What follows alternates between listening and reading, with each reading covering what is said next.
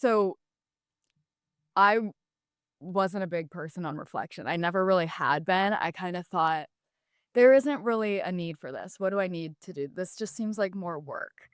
But when I went into that first grade classroom, she knew that I struggled a lot with behavior management. So she just looked at me and was like, "Okay, when you're watching me teach today, I want you to write down things that you really liked that I taught or how I taught. And I want you to write down things that you don't know if you use or you don't really like the way that I taught this." So I did that. And then at the end of the day, her and I went over it and we would just talk about it. And then it was my turn to teach.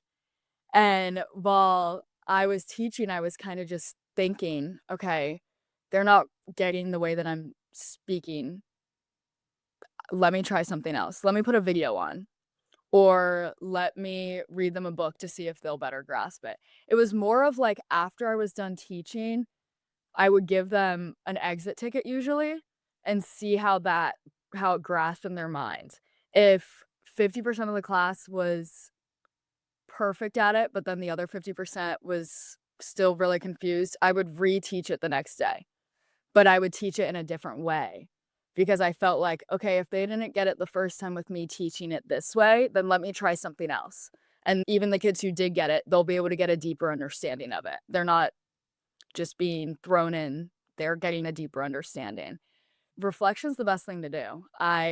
It really helped me think, okay, after I was done, I was able to resonate with everything that they said, every question that they had, especially with their questions. After I was done, I was able to think about their questions, and then the next day, I was able to find answers for them. So I was trying to never really leave them hanging with the questions, especially if I didn't know the answer right away. Like, some of the questions they would ask me would be like, "Pff, I have no idea." Like, this is the craziest question I've ever heard.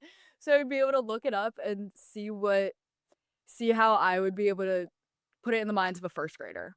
So, reflection was really a lot about figuring out what works best for them, but also what works best for me. Like, I wasn't really trying to, like, beat myself to the ground over answering a kid's question, but it really helped that they would get their questions answered and stuff.